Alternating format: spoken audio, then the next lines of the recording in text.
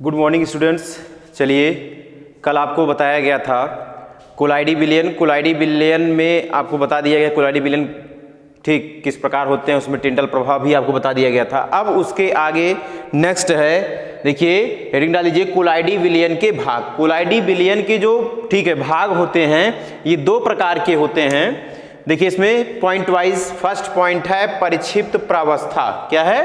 परिक्षिप्त प्रावस्था। तो देखिए परिक्षिप्त प्रावस्था में क्या होता है, विलयन में विलेय पदार्थ के समान, ठीक जो विलयन होता है उसमें जो विलेय पदार्थ के समान वह घटक जिसमें विलेय कणों का आकार जो होता है, जिसमें विलेय कणों का जो आकार होगा वो कोलाइडी कणों के आकार, कोलाइडी कणों का आकार कितना होता है? देखिए 10 की घात -7 सेंटीमीटर से 10 की घात -4 सेंटीमीटर तक। जब इतना होता है यानी 10 की घात -7 सेंटीमीटर से लेकर 10 की घात -4 सेंटीमीटर तक, तो इसके मध्य जब होता है तो उन्हीं को हम क्या बोलते हैं? उन्हीं को हम परिक्षिप्त प्रावस्था बोलते हैं। ठीक, बात सुन आ रही होगी कि विलयन में, अभी देखिए अब एग्जांपल जब आपको बताएंगे तो आपको समझ में आ जाएगा।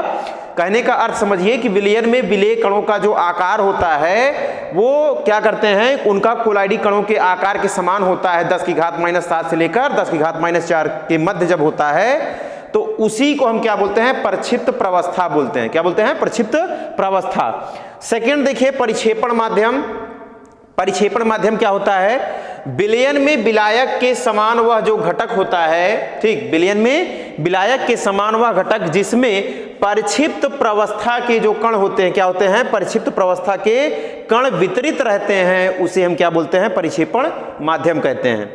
जैसे देखिए एग्जाम्पल में आप लोग जानते होंगे कि होता क्या है कि जब देखिए धुएं, मतलब कि जब क्या करते हो किसी लकड़ी को जलाते हो तो उसका जो धुआं होता है उस धुएं में देखो जो कार्बन के कण होते हैं, जो धुआं होता है ठीक आपको निकलता है, काला काला दिखता है, तो उसमें जो ठीक धुआं होता है उसमें जो कार्बन के कण होते हैं वो विलेय के समान होता है। क्या होता है? विलेय के समान होता है। वो जो विलेय के समान होता है यानी धुआं, तो वो जो कार्बन का कण होता है जो ऊपर उड़ता है, निकलता है, ठीक सॉरी उड़ता नहीं मतलब निकलता है, वही जो, उसी को हम क्या बोलेंगे? परिक्षिप्त प्रावस्था बोलेंगे। उसको क्या बोलेंगे? परिक्षिप्त प्रावस्था।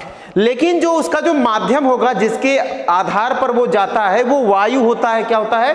वायु होता है, जिसके माध्यम से वो क्या करता है? कार्बन का जो कण होता है वो ऊपर की तरफ जाता है। तो जो वायु होता है वहां पर क्या होता है? परिक्षेपण माध्यम होता है, जो कि ये दोनों आपस में क्या होते हैं? वितरित रहते हैं धुएं के साथ। क्या होता है? मतलब जो कार्बन के कण होते हैं वो वायु के साथ भी मतलब कि क्या करता है? वो जाता है, उसी को हम क्या बोलते हैं? ठीक, और ये धुएं को भी बनाते हैं। तो बात समझ में आ गई होगी परिक्षिप्त प्रावस्था का होता क्या होता है। इसमें परिक्षिप्त प्रावस्था इसमें जैसे समझिए आप कि जो धुएं में कार्बन का जो कण होता है, ठीक वो विलेय के समान होता है, और वही क्या होगा? आपका परिक्षिप्त प्रावस्था होगा। ठीक, जो उसमें कार्बन का जो कण होता है जिसके साथ वो निकलता है काला। अब देखिए इसमें क्या होता है, जो वायु होगा, जो माध्यम होगा जिसके माध्यम से वो जाता है, उसी को हम क्या बोलेंगे?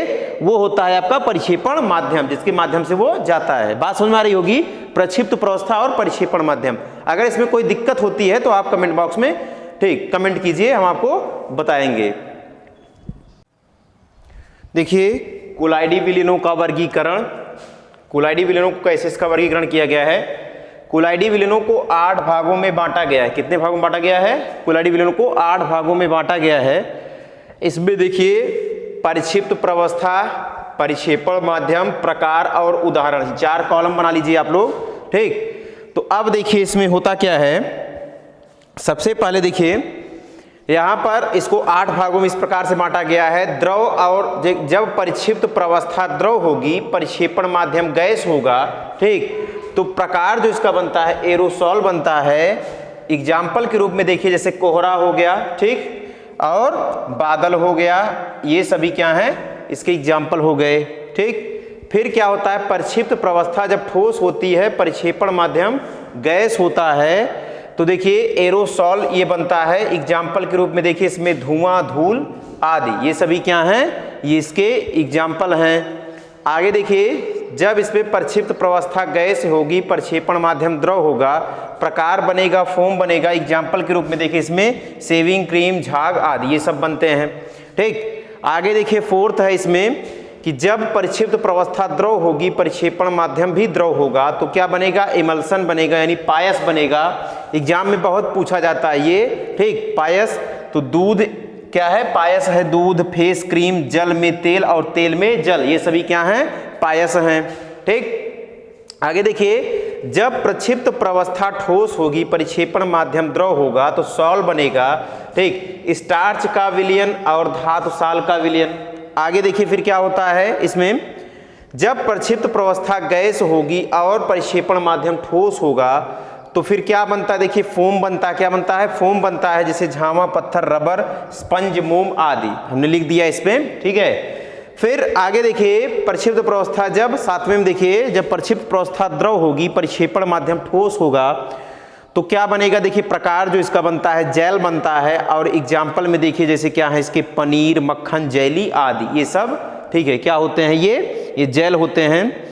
आगे देखिए, फिर जब प्रक्षिप्त प्रवस्था, ये 8वां देखिए, प्रक्षिप्त प्रवस्था ठोस होगी, परिक्षेपण माध्यम भी ठोस होगा तो प्रकार इसका क्या बनता है, ठोस सॉल, ठीक। एग्जाम्पल के रूप में देखिए इसमें रंगीन रत्न, पत्थर जैसे जो दूधिया पत्थर होता है और मिश्र धातुएं, ये सभी क्या हैं, ये सभी ठोस सॉल हैं। तो इनको आप लोग अपनी कॉपी में नोट कर लीजिए। अगर इसमें कोई प्रॉब्लम होती है तो आप कमेंट कीजिए, और वीडियो पसंद आ रही हो तो वीडियो को जरूर लाइक कीजिए और चैनल को जरूर सब्सक्राइब कीजिए। नीचे आपके जो लाल बटन है उस पर क्लिक करेंगे तो चैनल सब्सक्राइब हो जाएगा, वो काला हो जाएगा तो चैनल सब्सक्राइब हो जाएगा। और बगल में बेल आइकॉन बना होगा उस पर भी आप लोग क्लिक कर देंगे ताकि आपको नोटिफिकेशन आप लोगों तक पहुंचता रहे हर वीडियो का। धन्यवाद।